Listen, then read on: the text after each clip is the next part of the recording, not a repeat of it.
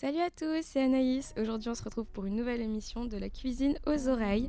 Vous nous écoutez actuellement sur les ondes de la web radio d'Avinça.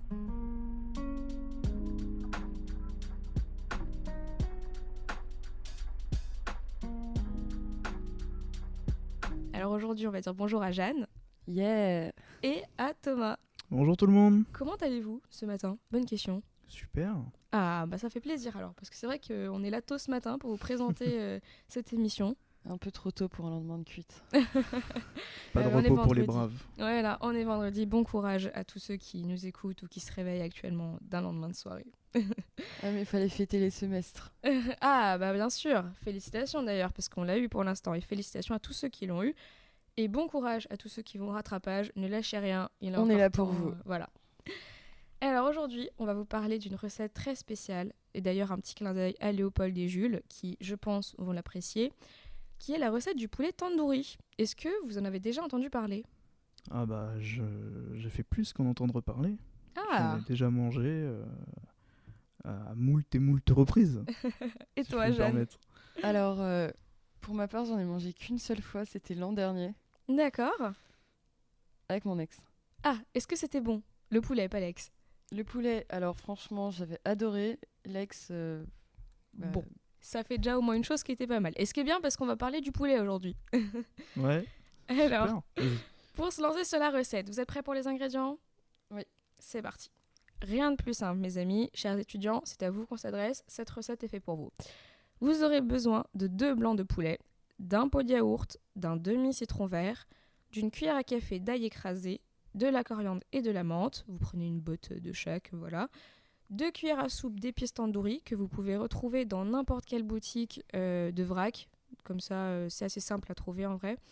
Et 2 cuillères à soupe de ghee ou de beurre ou d'huile, ce que vous avez. Pour info, faut pas un beurre simple, hein. Faut vraiment du beurre de micelle. Ah, j'en reconnais bien la bretonne qui est en toi, Jeanne. Alors, je dois vous avouer que pour les recettes indiennes, on n'a pas vraiment tendance à utiliser du beurre et encore moins de micelle. Mais il est vrai qu'en tant que breton autour de cette table, on vous encouragera à prendre du beurre de micelle quand même. Alors, la préparation à présent. Donc vous allez voir, c'est très simple également. Vous allez couper les blancs de poulet en lamelles et les mettre de côté. Puis dans un bol, vous allez mettre le yaourt, le citron vert, les épices tandoori, votre ail, le ghee, votre beurre ou votre huile, la coriandre et la menthe. Vous mélangez le tout, vous ajoutez vos morceaux de poulet et vous laissez ensuite reposer à mariner au réfrigérateur pendant 3 heures ou bien une nuit. En fait, le plus vous allez laisser mariner votre mixture, le plus les épices vont pouvoir bien pénétrer dans le poulet et lui donner ses arômes. Et ensuite, pour une cuisson rapide, vous le mettez directement sur le feu avec toute la marinade, ou bien même au barbecue si vous en avez un, ou un four, et vous arrêtez quand le poulet est cuit. Et bonne dégustation. Ça se sert avec du riz ou des nanes si vous avez la foi d'en faire. Voilà. Je viens d'entendre mon ventre grogner. J'avoue que ça donne faim. Ah, énormément. Et pourtant, il est que 9h. Ah bah oui. Alors, simple ou pas simple cette recette? Alors franchement, ultra simple. Ah. Ah bah, très simple. C'est pas compliqué. Faut suivre les indications et avoir un peu de volonté. Après, il faut savoir que cette volonté, elle sera très bien récompensée, quoi. Ah bah oui. Et puis c'est surtout qu'on peut le faire mariner longtemps, donc on peut le préparer la veille et le manger pour le lendemain, si on sait très bien que le lendemain on a une journée chargée et une flemme de cuisiner. Voilà, c'est pratique aussi. J'ai limite envie de me faire ça ce soir. Ah, mais c'est une très bonne idée. Comme ça, je rentre chez moi ce midi, bam, j'achète tout ce qu'il faut et puis... Et bien si vous faites vos recettes, envoyez-les nous sur le compte Insta de la web radio. N'hésitez pas. Ça ferait plaisir. Et oui, Franchement, ça m'a donné super faim et franchement, merci beaucoup Anaïs. de rien. Et ça m'a donné vraiment envie d'en apprendre un peu plus sur ce pays, la gastronomie et la culture. Donc, est-ce que Thomas, tu pourrais m'en apprendre et du coup en apprendre davantage aux étudiants qui vont nous écouter? Dis-nous tout sur l'Inde, Thomas. Alors ça tombe très bien que tu demandes ça, Jeanne, parce que c'est le thème qu'on va aborder aujourd'hui, donc dans la deuxième rubrique de notre émission, qui est la culture culinaire. Donc on parlera donc de la culture culinaire indienne et tout ce qui l'entoure.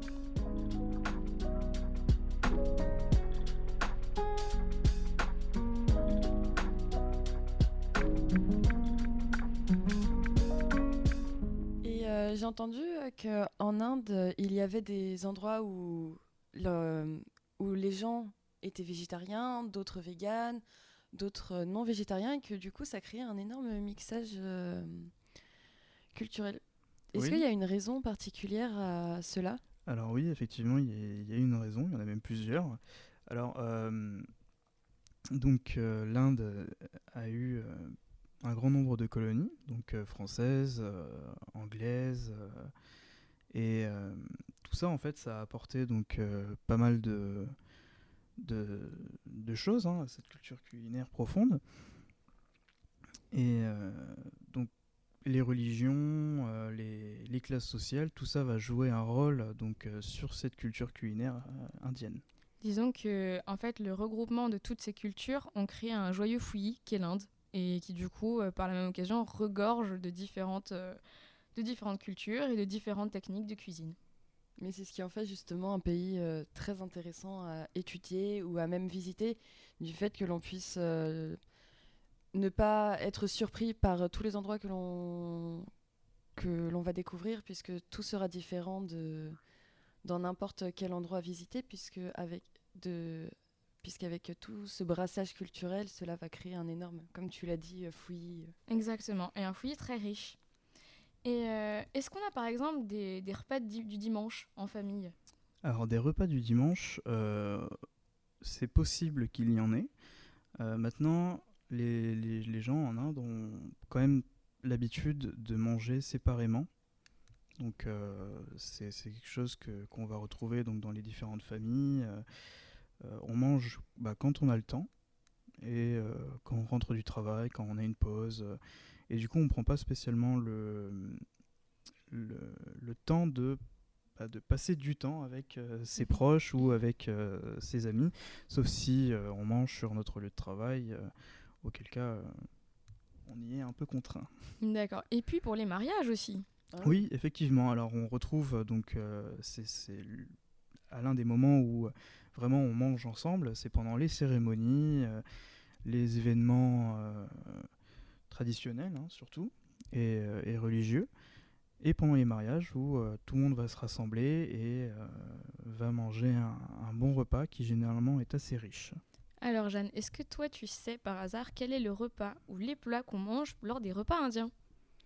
Le set curry. Set curry, exactement. C'est le set curry et qu'on mange non pas sur des assiettes, attention, non, non, non, mais sur des feuilles de banane. Oui, effectivement, ouais, c'est un signe fort dans leur culture culinaire. Voilà, et oui, qui l'aurait cru, les Indiens sont écolos avant nous. C'est aussi l'une des raisons pour lesquelles une grande partie de cette population est végétarienne. J'ai pu apprendre ça et c'est quand même assez drôle parce que cette volonté de ne pas vouloir forcément manger de la viande joue aussi un rôle qui pour eux est écologique. Ouais. J'avais Éviter, même appris un truc, désolée de te couper, mais j'avais aussi appris un truc qui m'avait étonnée, c'était que pour eux, le poisson, puisque ils en mangeaient quand même, parce que pour eux, le poisson était un fruit de mer. Oui, Ah. oui. Après, c'est ça pareil, c'est des idées qui varient donc d'un endroit à un autre. On va manger différemment, un peu comme en Chine par exemple, selon l'endroit où nous nous trouvons de manière géologique, quoi. Donc dans le nord, on va manger un certain type d'épices plus que dans une autre partie. Dans le sud, pareil. Dans un autre endroit, on peut trouver une population végétarienne plus importante ou pas, selon l'endroit. Donc c'est vraiment quelque chose qui est très diversifié. En dehors des facteurs géographiques, il y a les facteurs religieux qui entrent en compte. Par exemple, il y a plusieurs communautés en Inde, comme les Tamouls, les Marathis ou les Hindis. Et chacune de ces personnes a différentes façons de manger et de pratiquer sa religion. Par exemple, les Tamouls, dès qu'il y aura un deuil dans leur famille ou dans leur voisinage, vont manger végétarien pour au moins 1 ou 2 jours. Les hindous, eux, auront plus tendance à manger de la viande, sauf du bœuf, évidemment, car il faut rappeler que la vache est un animal sacré en Inde.